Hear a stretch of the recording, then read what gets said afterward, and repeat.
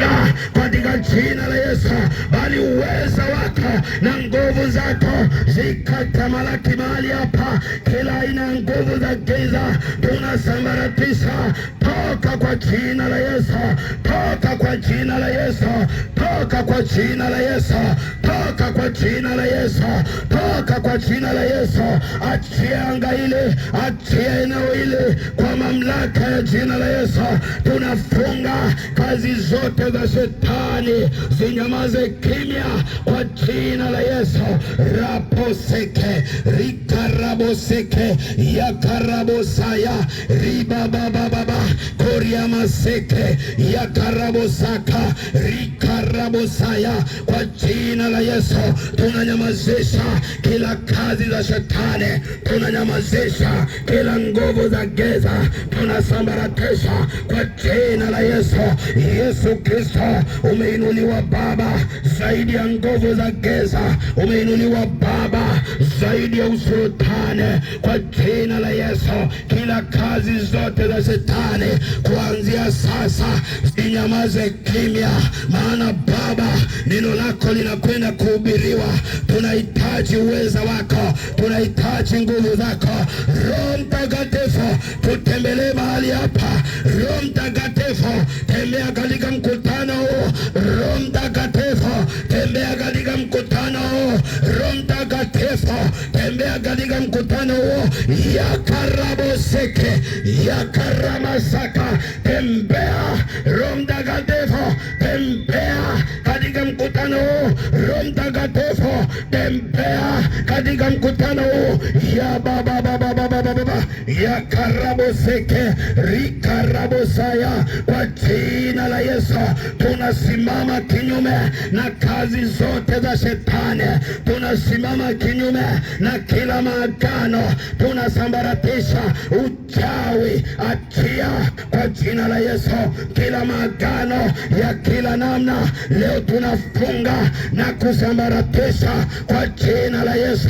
Nguvu za giza, achia eneo ile, achia eneo ile, achia eneo ile, achia eneo ile, achia eneo ile, achia eneo ile, achia eneo ile kwa jina la Yesu, kwa jina la Yesu, kwa jina la Yesu, kwa jina la Yesu, kwa jina la Yesu. Watu wakafunguliwe, watu wakaponywe. Raposaka rikaraboseke nikarabosaya. Kila aina zote za nguvu za giza tunanyamazisha na kuzifunga kwa jina la Yesu. Hazina mamlaka, hazina mamlaka. Agenda zote za kichawi tunasambaratisha. Kuria basaka rikarabosaya yekerebosaya. Toka nguvu za giza, toka kwa jina la Yesu. Toka uchawi, toka kwa jina la Yesu. Toka kwa jina la Yesu, toka kwa jina la Yesu, toka kwa jina la Yesu, toka kwa jina la Yesu, toka kwa jina la Yesu, toka kwa jina la Yesu, toka kwa jina la Yesu, toka kwa jina la Yesu. Haya, achia, achia kazi zote za shetani, achia kwa jina la Yesu, achia kwa jina la Yesu, achia kwa jina la Yesu, achia kwa jina la Yesu, achia kwa jina la Yesu, achia kwa jina la Yesu, achia kwa jina la Yesu, achia kwa jina la Yesu, achia kwa jina la Yesu. Iko nguvu ya Bwana, iko nguvu ya Bwana, iko nguvu ya Bwana. Yakaraboseke ikarabosaya yenderebosaka rikarabosaya yakandarabasaka yebobobosaka ribababaseke. Asante Baba kwa uweza wako na nguvu zako. Asante Baba maana umekamata anga ile. Asante Baba kwa ukoo wako. Asante Baba kwa nguvu zako katika jina la Yesu. Asante Yesu, wewe ni Mungu. Ni nani aliye kama wewe? Horiabashandarabokoriabosaya. Simama mahali hapo ulipo wakati unaenda kumkaribisha mhubiri wetu. Simama hapo. Yesu Kristo lazima uhubiriwe. Injili ni uweza. Karibu Baba.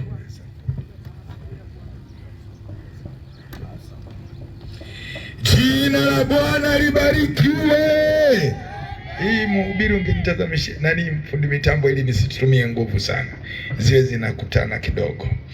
Tunamshukuru Mungu kwa mara nyingine tena, tuko kwenye viwanja hivi, tunamwamini Mungu kwamba yuko hapa. Injili kidogo, kwa hivyo rudisha hapa. Injili itahubiriwa, basi unaweza ukakaa mahali pale, tutakuwa na dakika chache, alafu baada hapo tutakuwa na maombezi kwa ajili ya wenye shida na magonjwa mbalimbali. Wakati ninaendelea kuombea eneo hili, nimegundua kuna wengi wanaumwa, wako majumbani, wanaona aibu kuja hapa. Nisikilize, yaani kuna pepo fulani limewakamata watu, wanaumwa, wengine wamechanganywa tu, wamerushwa akili. Na kama huko ndugu yako unamjua amerushwa akili ni kichaa, wewe mlete hapa, kwa sababu Yesu atamfungua. Huyo anayemfunga ndani, ambaye amefungwa ameshindikana, mlete hapa. Kama ni mwenda wazimu, ni kichaa, akili zake zimepotea, wamechanganywa watu, wametupiwa mapepo, wamelogwa. Sasa Yesu amekuja kuwafungua makanya. Haleluya! Jina la Bwana libarikiwe sana. Yesu yuko hapa. Leo tuna ujumbe unasema hakuna dhambi isiyosameheka. Hakuna dhambi isiyosameheka. Na lengo la Yesu kuja duniani ni kuja kusamehe dhambi, lakini sio kusamehe dhambi tu, ni kuponya magonjwa yote.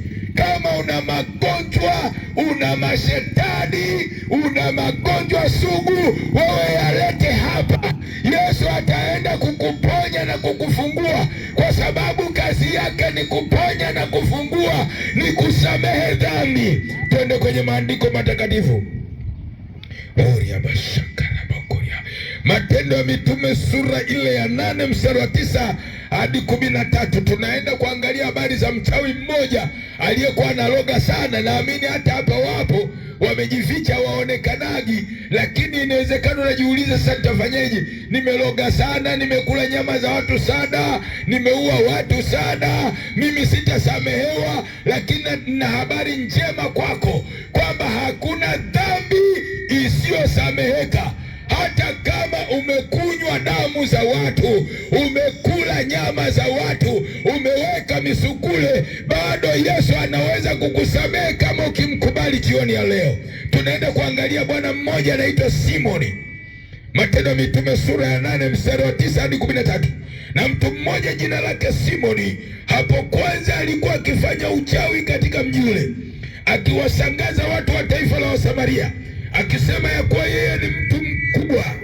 Wote wakamsikiliza, tangu mdogo hata mkubwa, wakisema mtu huyu ni uwezo wa Mungu ule mkuu. Wakamsikiliza kwa maana amewashangaza muda mwingi kwa uchawi wake. Lakini walipomwamini Filipo akizihubiri habari njema za ufalme wa Mungu na jina lake Yesu Kristo, wakabatizwa wanaume na wanawake. Na yeye Simoni mwenyewe aliamini, akabatizwa, akashikamana na Filipo. Akashangaa alipoziona ishara na miujiza mikubwa ili inayotendeka. Jina la Bwana libarikiwe sana. Jana nilizungumza kwa habari kwamba kazi ya Yesu ni kuja kututoa kwa shetani, na nikazungumza kwa habari ya historia ya huyu shetani ambaye anautesa dunia, anatesa watu. Nikazungumza kwamba aligawa madaraka, aligawa mashetani, mengine yako angani, mengine yako chini, mengine yako duniani. Sasa haya duniani hayawezi kuonekana, mashetani hayaonekani, lakini yanaingia ndani ya watu. Haya mashetani yanaingia ndani ya watu, na mmoja wapo tunamwona huyu bwana Simoni mchawi. Hakuzaliwa akiwa mchawi. Hata wewe hukuzaliwa ukiwa mchawi, ukiwa mlevi, ukiwa mzinzi, ukiwa mwanga. Shetani ndio amepanda hilo jini la uchawi na ushirikina. Sasa shetani alipotaka kufanya kazi duniani, ilibidi aingie kwa wanadamu. Na ndio maana jioni ya leo nina habari njema kwamba hakuna dhambi isiyosameheka. Hata kama unakunywa pombe, hata kama unalewa, hata kama nikwambia jioni ya leo, nina habari njema kwako kwamba kuna msamaha kama utaamua kutubu dhambi na kumkiri Yesu na kumfuata Yesu. Jioni ya leo Yesu atakusamehe na kukuweka huru, usijihukumu. Koriaba sekeri buriaba. Nisikilize, historia inazungumza hivi. Wengi wamekuwa wakiuliza, sasa unazungumza uchawi, uchawi ulianza wapi? Uchawi baba yake ni Shetani. Ukiona mtu anafanya uchawi, ujue baba yake ni Shetani. Na jana tulioangalia maandiko, waraka wa kwanza ule wa Yohana sura ya 3 mstari wa 8, anasema atendaye dhambi ni wa Ibilisi. Kwa kusudi hili mwana wa Mungu alidhihirishwa ili azivunje kazi za Shetani, za Ibilisi. Kwa hiyo ukiona mtu analoga, anaua watu, anaweka watu misukule, anaenda kuloga, anaenda kufanya vitu vya kishirikina, ujue baba yake ni Shetani. Hata kama mtu huyo anasali au anaswali, ujue ndani kuna Shetani. Na ndio maana hapa tumekuja kumsema Shetani na ubaya wake, ili mwache Shetani, umwabudu Mungu aliye hai kupitia Yesu Kristo. Haleluya, amen. Unajua, mara nyingi sana nilikwenda kwenye mji mmoja hivi hapa nchini Tanzania. Wakati ninahubiri kule Lindi kwetu, nikaonyeshwa bwana mmoja, ni kijijini kabisa. Usione kama hivi vijijini. Kuna watu wanaishi kwa kutoa kafara ndugu zao na kuwaweka kwenye maduka, kwenye mashamba, na wengine wanawaelimisha mashambani. Sasa siku ile wakati ninahubiri, ninaonyesha nyumba moja ya babu mmoja kwamba ndani yake amemweka mtoto. Sasa neno la maarifa likanijia, neno la Yesu. Mungu akawa anamwambia kwamba mwambie atubu dhambi zake, mimi nitamsamehe. Hata kama ameua, ameweka mtoto wake ndani, mwambie kwamba nitamsamehe. Nikasema, wewe unajijua umefanya nini juu ya mtoto wako na kumweka ndani? Wewe ukitubu dhambi utasamehewa, hakuna dhambi isiyosameheka. Tena nilikuwa nasoma maandiko haya, wakati huo nimesimama madhabahuni, napelekwa mpaka kwenye nyumba ya yule mtu, naonyesha yule mtoto yuko ndani, na wakati huo ni miaka zaidi ya 15. Yule mtoto alishakufa, kumbe hajafa, amemweka kwenye mashamba ya minazi na mikorosho. Yamkini huko hapa, nisikilize leo, unanisikia? Yamkini huko hapa una kawaida ya kutoa watoto wako kafara, ndugu zako kafara, umeweka kwenye maduka, umeweka kwenye magari, umeweka kwenye mashamba. Nina neno la kinabii kwa ajili yako. Kama jioni ya leo utatubu, Yesu atakusamehe. Haijalishi umeua, lakini Yesu atakusamehe. Koriaba sekere buriaba. Nasikia niseme ushuhuda huu, sijui kwa nini. Wakati ninaendelea, Mungu ananiambia kwamba nimwambie atasamehewa. Ilikuwa ni siku ya mwisho, siku ya pili kabla ya mwisho. Siku ya mwisho yule mtu anakataa. Mungu anasisitiza tena, na ndivyo ninavyosisitiza hapa. Mwakanya Bwana ameshuka kwa ajili ya kuwasamehe wenye dhambi, hata kama mmefanya maovu, hata kama mmekula nyama za watu, hata kama mmeua, hata kama umeloga, hata kama umepoteza ndugu zako, lakini iko nafasi ya kutubu leo. Hata kama umefanya mtu msugule, umempumbaza akili zake, hata kama umemlemaza, lakini nataka nikuambie jioni ya leo, iko nafasi ya kutubu dhambi. Unasali, unaswali, lakini bado ni mwanga, ni mchawi. Bwana anasema na wewe, tengeneza mambo yako, tengeneza mambo yako, atakusamehe. Hata kama amefanya maovu, Yesu yupo, atakusamehe. Kama Simoni mchawi, maana hata Simoni mchawi alikuwa mwanga katika Samaria yote, alikuwa anaogopwa.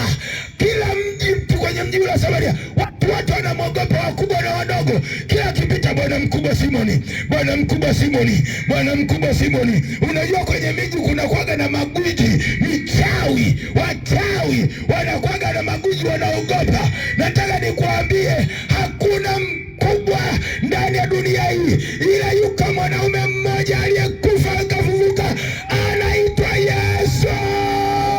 Koraba sekere boria bakata. Nisikilizeni wachawi wa makao Yesu anawapenda walogaji wa makaja, wazinzi wa makaja, wafuga majini, wafuga misukule, wafuga ndorosa. Yesu anawapenda. Kurabasekerebo yabaketerebo. Ukiokoka utachezewa na mchawi wala kutupiwa majini. Kiboko ya wachawi ni kutubu dhambi na kuokoka. Ukiokoka hakuna mchawi atakaye kugusa wala hulogeki. Sisi hatulogeki. Ukiokoka haulogeki. Watasoma, watafanya chochote. Nilikuwa ninahubiri mkutano mmoja pale Mtwara, kabla siendelea hii historia yule binti. Wakati ninahubiri ule mji wa Mtwara, nafikiri mnauelewa, wakati nahubiri waliandaa makanisa fulani ya Kipentekoste. Sasa wakabandika matangazo. Bahati mbaya wale wachawi wa mji ule, wazee wa mji walikuwa hawataki Injili tena. Kama mji huu hapo unafanana, lakini sasa hivi wamefunguka, wanakuja wenyewe, maana wamemwona Yesu akiwaponya.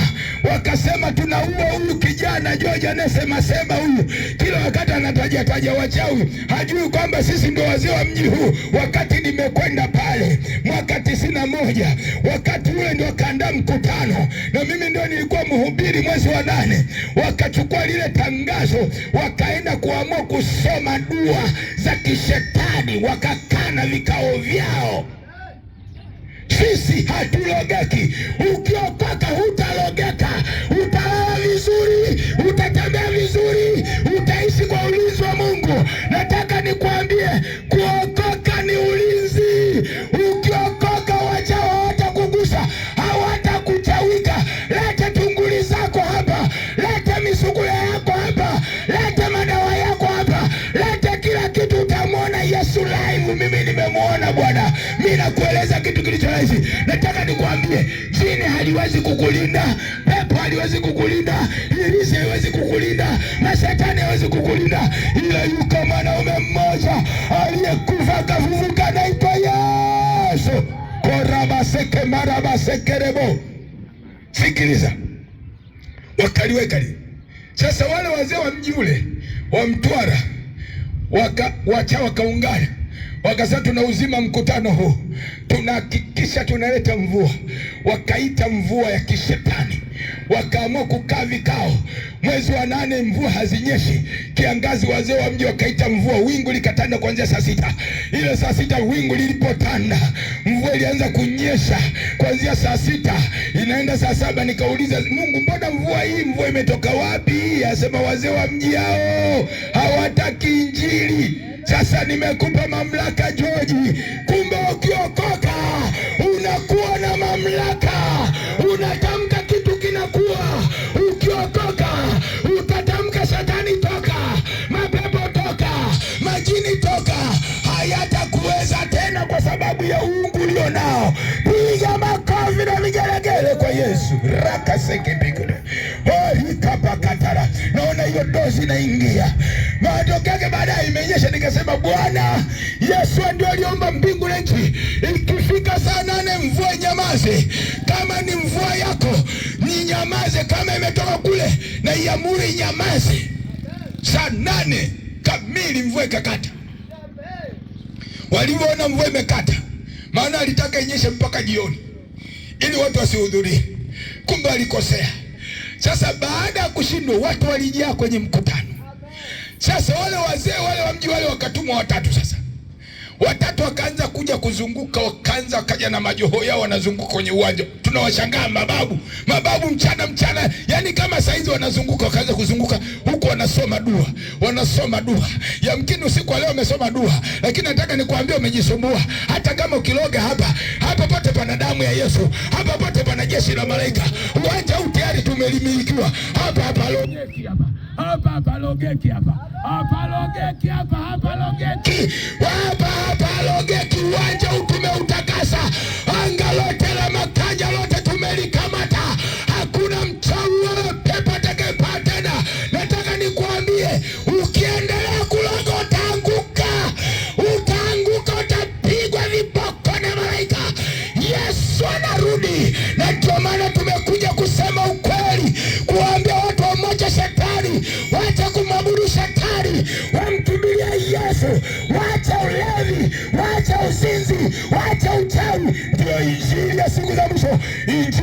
la mwisho ni toba. Hakuna kuloga wala kunywa pombe zozote, uchawi wa aina yote tunaukomesha Makanya, na Tanzania lazima ikombolewe kutoka kwenye uchawi na ushirikina.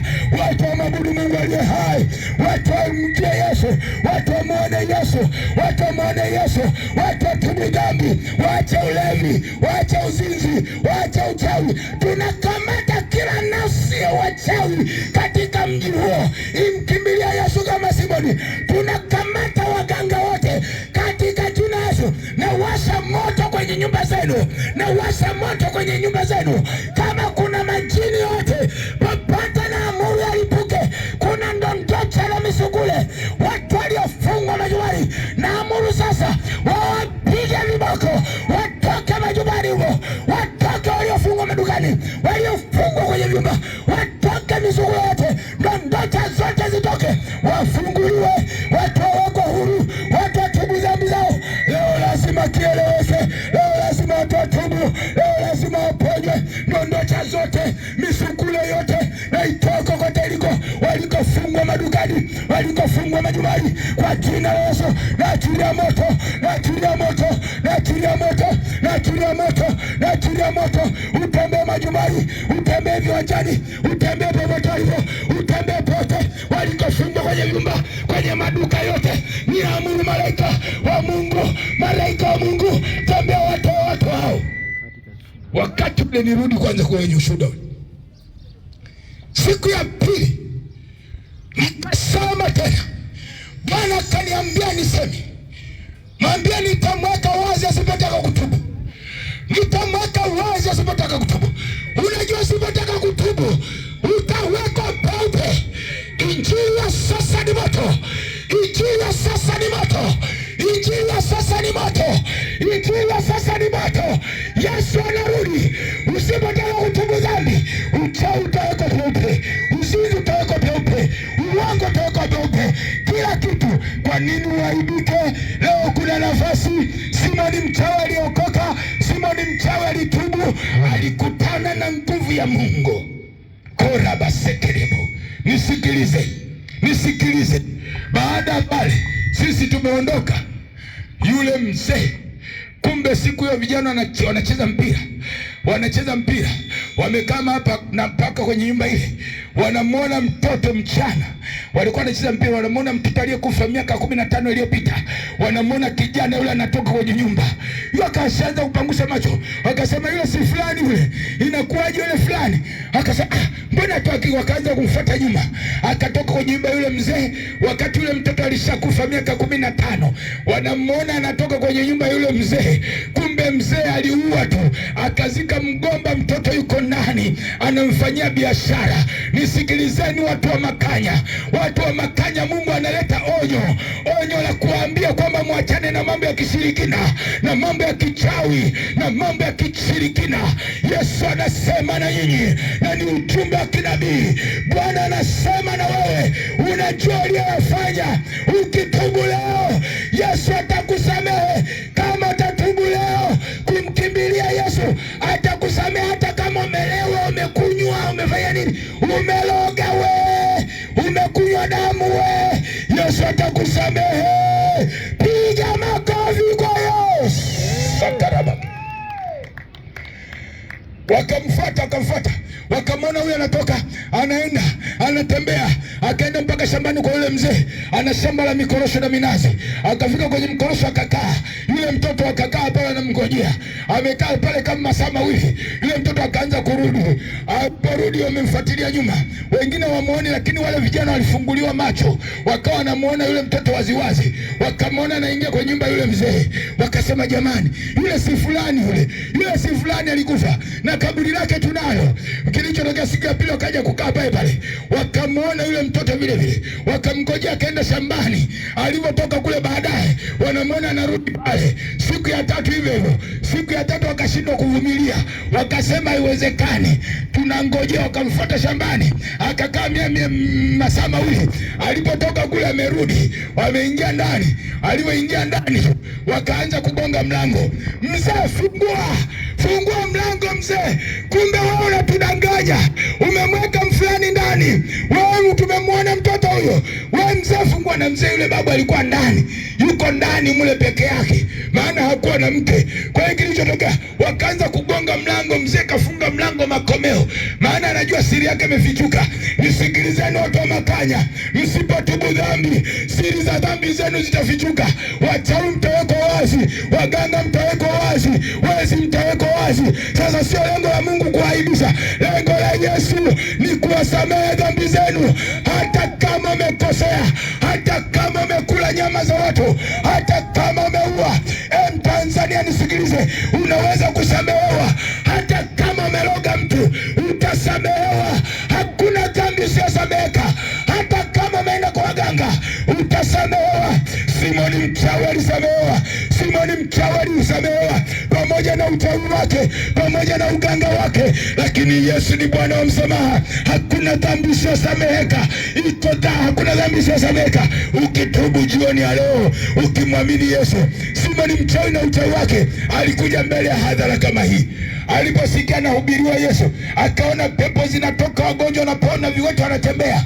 Akasema na mimi namtaka huyo Yesu. Waliposema nani anemkubali Yesu awe Bwana, akanyosha mkono Simoni, akaokoka mchawi Simoni.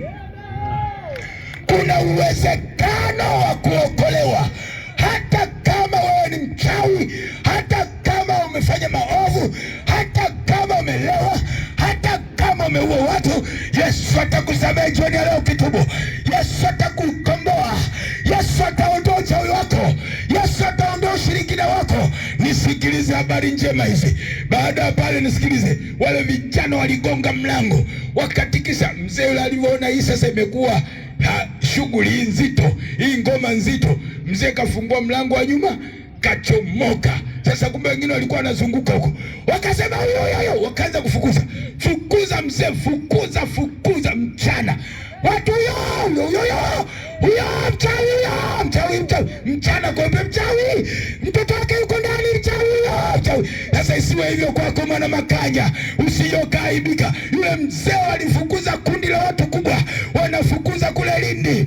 Nataka nikwambie kule Kigwasho wakafukuza. Sasa watu kwa hasira wanajua mzee kaua mtoto wake na kamweka ndani. Kilichotokea, wazee kwa hasira, wale watu wa pale, choma tia nyuma moto, unguza moto. Ikabidi sasa polisi kutoka mkoani Lindi waje watulize ghasia ile. Wakauliza ni nini? Nasema bwana, kuna mhubiri alihubiri hapa. Sasa kuna vitu vimefichuka, kumbe mzee kaweka mtoto ndani. Tena aliambiwa atubu. Isiwe hivyo kwako mwana Makanya, maana greda la Yesu limeteremka Makanya. Greda la Yesu limeteremka.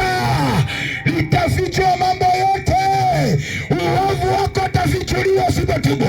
Nataka nikwambia ni neno la kinabii. Kama ulikuwa unacheza na wahubiri, Bwana amenituma kwa ajili yako. Ni neno la kinabii, usipotubu utafichuliwa.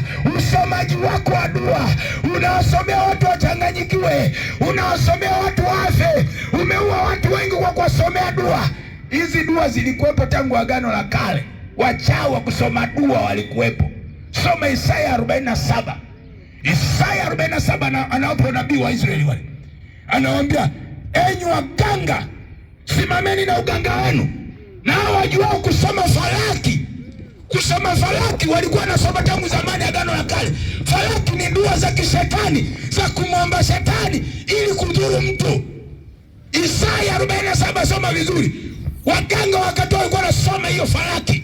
Falaki ni dua ya kishetani, kumwomba shetani kudhuru mtu, kuharibu mtu. Sasa Isaya anatoa nabii juu ya waganga hao. Anasema wasimame na uganga wao. Na hao wasomjua kusoma falaki. Kwa nini unasoma dua? Unasoma falaki, unamchanganya mtu, unamfanya awe maskini, unamfanya kuwa mgonjwa, unachanganyikiwa, biashara zako haziendi. walikuwepo hao waganga wasomao dua. Sasa Bwana akatoa nabii kupitia Isaya nabii, wasimame na uganga wao na wajua kusoma falaki. Nataka nikwambia, ili upone na uganga huo, ili upone na kusomewa falaki, mpe Yesu maisha yako jioni ya leo. Mwamini Yesu jioni ya leo. Yesu ni Bwana, Yesu ni Mwokozi, Yesu ni Mungu, ana uwezo wa kuwadhibiti wachawi. Nikueleze mimi kidogo. Mimi nilipookoka niliteswa na wachawi, nimekuambia maisha yangu yote. Hasa nilipookoka nina Yesu, sina hirizi. Maana nilikuwa na hirizi zaidi ya 4. Ingine nafunga hapa kiunoni na mfukoni. Yamkini hata wewe una hirizi. Nyumbani umezindika, duka umezindika, biashara umezindika, haitakusaidia lolote. Hata kama una hirizi kiunoni, mgongoni, mote kama ziwe 10, huwezi kuzuia mchawi pepo kumdhibiti na hirizi. Hirizi haisaidii yote kumdhibiti shetani. Tunamdhibiti kwa kumpokea Yesu. Akiingia moyoni, ndio breki ya wachawi na mapepo. Sema amen. Sema amen. Mimi nimeteswa maisha yangu yote na wachawi, na ndio maana na operation maalum juu ya wachawi na wanaoteswa na wachawi. Sikiliza, nimeteswa wakati ule. Sasa nilipookoka nikasema hapana, nitataka nione wachawi. Usijaribu kufanya hivyo. Mimi ilikuwa ni special, maana alinitesa, nilikuwa siwaoni. Sasa siku hiyo Yesu akaniamsha saa 8 usiku. Sinataka kupima nguvu za Yesu na wachawi. Na wachawi wenyewe hata tunaposema hapa wanajua. Wasoma dua wanajua. Wamesoma wewe. Wamepata patupu kwa sababu Yesu ametawala. Damu ya Yesu imetawala makanya siku hizi zote, na itatawala siku zote makanya. Watu watafanya biashara wafanikiwe, watu watafanya kazi watafanikiwa, kila kitu kitaenda vizuri kwa sababu ni wakati wa Yesu kuliondoa kanisa lake, watu wamjue Yesu aliye hai. Sikiliza, wewe unatembea na hili zaidi ya 3, mimi nilikuwa natembea na hizi zaidi ya 5, lakini sikuwazuia wachawi, sikuzuia mapepo, mashetani. Ninakumbuka nilipoamka siku ile usiku, nikaamsha George Musa, amka.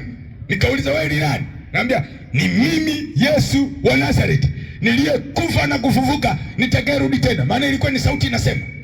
Nasema, amka, wewe si unataka kuona wachawi? Nikamwambia ndio. Sasa pale kwenye chuo cha maafisa magereza Kilwa Mbeya, palikuwa na mti mmoja, kumbe ndio ilikuwa makao yao.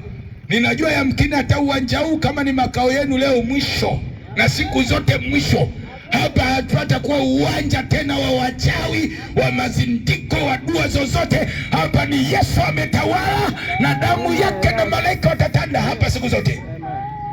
Basi kilichotokea, nikafika pale, nikiangalia sioni chochote, nikasema hapa, naambia simama. Kukaa kidogo, nimerudi hivi, nimetembea mbali kidogo kama mita 100, nikarudi hivi nakuta mbuzi wamekata pale kwenye barabara, maana ilikuwa ni barabara huwezi kupita, mbuzi wadogo, usiku saa 8:30. Nikauliza, hao mbuzi wametoka wapi? Anasema, una mbuzi hao? Sio mbuzi hao, hayo ni majini, haina mbuzi. Yaani pepo jini anaweza kanuiziwa mnyama yoyote. Nisikilizeni, nyinyi wenyewe mnajua mnavyofanya. Mimi niliyaona baada ya Yesu kuokoka. Mnyama yote anaweza kanuiziwa, iwe kuku, iwe paka, iwe mbweha, iwe chochote kile, mpaka wanyama wa kawaida. Hata mbuzi akanuiziwa, akatengenezwa jini. Wewe kama mbuzi, kumbe sio mbuzi. Na ndio maana unachukua mbuzi unachinja, unakula nyama, kumbe sio nyama. Unakula nyama za watu. Sikilizeni, uchawi upo Tanzania hii. Mimi nimeona baada ya kuokoka bwana. Sikwambia hadithi, nimeona. Watu wanafuga vitu vya ajabu, wanafuga panya wa kuchukua pesa, wa kuchukua vyakula majumbani. Kuanzia leo hakuna kuibiwa nyumba yako, unga wako kuisha mapema. Njoo hapa tukuombee. Chakula chako kinaisha mapema, wenzio wanachukua, wafanyi kazi wanachukua tu chuma ulete. Hata madukani anakuletea hela, unaona hela sio hela. Wanaiba hao watu. Njoo hapa tukuombee. Yesu akiingia breki ya chuma ulete. Kilichotokea, nikasema Yesu ni nini? Anaambia, unaona mbuzi hao? Sio mbuzi hao, hayo ni majini. Sasa kila nikisogea ndio wanaongezeka, wakafika kimo mpaka kimo cha kama tembo. Ninashangaa sana, natetemeka, sijawahi kuona tangu kuzaliwa. Kwa macho yangu nikamkuta kijana mmoja, tena ni mtu wa Lushoto huko Tanga. Anaitwa Omar. Alikuwa rafiki yangu sana. Alikuwa analinda pale. Sasa pale magereza. Kilichotokea nikamwambia Omari, unawaona au majini hayo haina, mbona kama tembo kama ng'ombe wakubwa kubwa? Nikamwambia hayo walikuwa kama mbuzi hao. Na unaona alivyo hivi. Asema inakwaje? Nikamwambia hayo ni majini watu wamefuga. Na pale chuo cha maafisa magereza Kiwira, nisikilize. Watu pale inachukua Tanzania nzima kwenye mafunzo. Sasa watu wanakuja na matunguli yao yakiwazidi, unajua kikaa na hirizi litaanza kukutesa. Jini liki expire tu, likiisha muda wake linakusumbua, linadai damu, linadai masharti urudi tena ukarenew. Unanielewa? Wana kana hirizi unaenda unafikiria ndio inakusaidia. Inakwambia nenda tena kwa mganga karidu. Lazima wewe linaweza kusumbua, mara umeugua, mara mambo haendi, mara hivi. Kwa hiyo watu walivyokuja na mairizi yao, majini yao, mairizi yale maana walisomewa huko ndio wakapewa ya kuualinda. Wakaamua kuyatupa, kageuka mengine kuwa mbuzi. Unajua unapochukua hirizi kwa mganga inanuiziwa ni jini. Kwa hiyo sasa kinachotokea, ukilitupa lile linageuka kuwa lijitu fulani. Kwa hiyo pale walikuwepo mbuzi wengi. Pale chuo cha maafisa magereza Kiwira pale Mbeya. Na hao mbuzi walikuwa na zagaa, wanazaliana. Hawana mtu wa kuwafuga. Sisi tunawaona mbuzi kumbe majini. Sasa nilikuja kujua baada ya kuokoka. Sasa mbuzi hao ajabu hao, nisikilize. Yaani wakina mama walikuwa nasikitika uwezi ukaacha wali nje ugali nje. Yaani mbuzi gani eti unashangaa? Mbuzi wa kawaida amekuta mama ameweka chungu pale au sufuria ya wali au ya nyama. Mbuzi anakuja na pembe yake, ananyanyua, alafu na moto wake mbuzi anakula kwenye chungu cha moto. Nyam. Mbuzi wa kawaida hawezi kula na moto kwenye chungu. Mbuzi anataka supu. Na haya yanafanyika hata hapa Makanya. Nisikilizane watu wa Makanya. Watu wanatuma wanyama korabaseki. Na hilo wananiambia, watu acha kutuma vidudu vyako, mapepo yako, panya wako kuiba pesa. Acha kutuma paka wako, acha kutuma kwa jina la Yesu. Acha kutuma mbweha wako, acha kutuma kuku wako, bata wako, sijui kunuiza vitu na kuloga. Acha hiyo kwa jina la Yesu. Ndio Yesu ananiambia hichi kitu. Sasa watu wanashangaa, wanafunua akifika mboga, akikuta nyama, anaweka pembe. Yaani mbuzi na moto wote, hata mwanadamu akawaida kuchukua tu unaungua, lakini mbuzi anaingiza mdomo ndani, anachukua nyama, anakula. Akikuta wali umepakuliwa, anapindua mkasi, akina mama anapalia juu.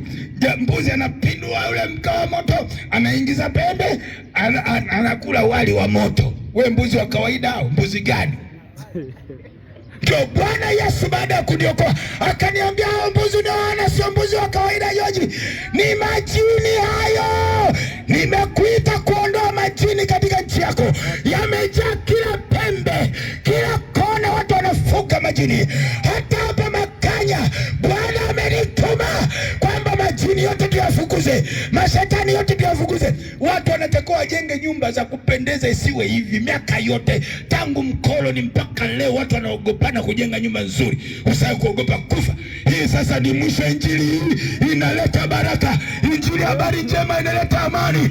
Injili inaleta furaha. Injili inaleta baraka. Injili inaleta uponyaji. Mtu wa Makanya usikose jioni leo, njoo hapa nikuombe. Nimalizie ule mzee kidogo. Shuhuda ziko nyingi, kesho tutaendelea. Polisi walipokuja pale, kulikoni? Wakaelezea. Wakasema bwana, kulikuwa na mhubiri mmoja. Tena alizungumza mzee huyu atubu, lakini hakutaka kutubu. Unajua kilichotokea? Yule mzee alikimbia, hajulikani alipo. Pale pamekuwa historia. Wewe nenda Lindi pale Kikwetu. Kwa tunapohubiri habari za Yesu wa Nazareti, ni habari za upendo, ni habari za huruma juu ya wenye dhambi. Hata kama umefanya makosa, ukikubali kuja hapa utasamehewa. Hata kama una tunguli na vitu vyako, ulifanya vitu, utasamehewa. Wewe cha msingi ni kumwamini Yesu. Hakuna jini litakalo kulinda wewe. Hakuna pepo litakalo kulinda wewe. Hakuna mganga atakaye kulinda wewe. Ni Yesu Kristo wa Nazareti aliyekufa akafufuka, ndio pekee mlinzi wa maisha yetu, na yeye ndiye atakayetupeleka pale mbinguni. Jioni leo kuna nafasi ya kutubu. Simoni mchawi alipologa, inawezekana alitupa madudu, inawezekana umeloga mkutano huu watu wasije, watu wasisikie, lakini nataka nikuambie Yesu anakutaka jioni ya leo, na neno hili ni la kinabii la ajili yako. Utasamehewa dhambi hata kama umeloga, hata kama una magonjwa sugu, wewe una magonjwa na mateso, njoo hapa tutaomba. Yesu atakusamehe na kukuponya. Maombezi ni bure, wewe ni kutubu dhambi. Jioni ya leo simama juu mkutano rikanamasekereburira. Wakati wanaimba wimbo wa kuabudu pale, watu wa Mungu, watu wote mlioko kule, watu wa Mungu muwasaidie watu walioko pembeni, mualike. Njoni hapa tuombe maombi ya pamoja. Njoni hapa tuombe maombi ya pamoja. Rikanamasekerebo. Simama, achia viti. Njoni hapa, karibisheni watu walioko pembeni kule. Njoni hapa mbele ya madhabahu.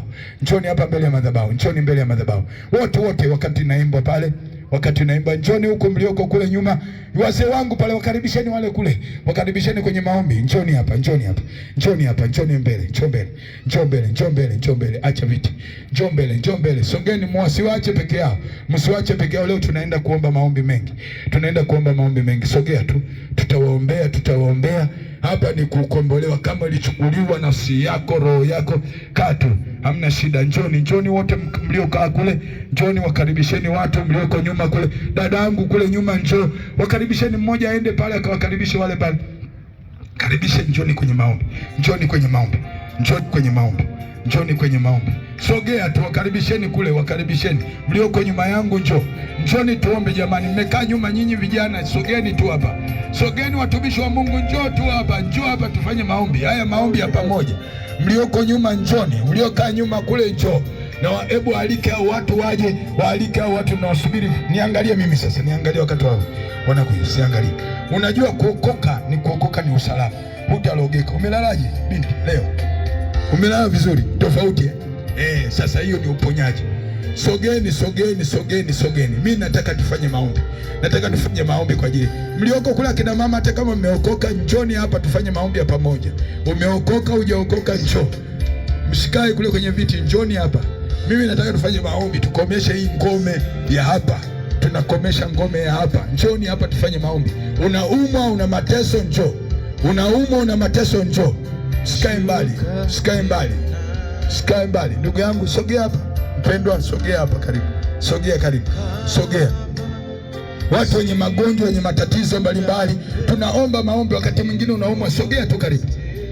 Mmekaa mbali kula, kina mama mliokaa mbali, sogea hapa karibu. Sogea tu hapa, tunataka tufanye maombi. Maombi ni bure. Usiteswe tena na nguvu za giza. Funika macho yako wakati umekuja hapa. Inamisha kichwa chako. Rikaraba sakarabakata. Roko sakapakataraba. Peketekereborabakata.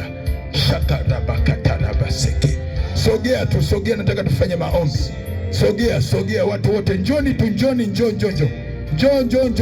Sogea, tufanye maombi kwa ajili ya watu wote. Wao sikae mbali. Lengo letu, mkutano huu ni kwa ajili yenu. Hamna kitu kingine hapa. Tunaangusha ngome tunaziangusha za mateso. Sogea tu karibu. Sogea, asante. Sogea. Watu wa Mungu, msikae mbali na nyie. Sogea karibu. Asante. Sogea mlioko kule mbali. Sogea tu. Kina mama, sogeeni, mmekaa mbali, sogeeni pale mbali. Sogea, nataka nifanye maombi. Sogea. Usiogope. Msaidie dada huyu. Amesikia neno. Dada, Mungu anakuita. Kwa nini hapa? Msaidieni, mkae naye. Msaidie. Hiyo nguvu ya giza itoke, mikosi na balaa itoke. Asante. Saidie. Funika macho. Asante. Ndugu yangu. Basi zima muziki. Funika macho yako. Kaa nyuma ya dada hao wengine wote. Inawezekana umeteseka miaka mingi.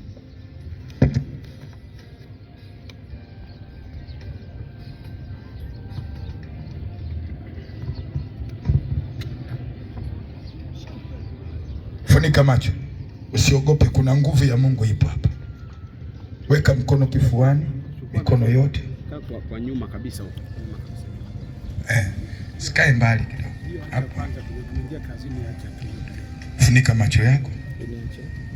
Tafakari, umeteseka miaka mingi.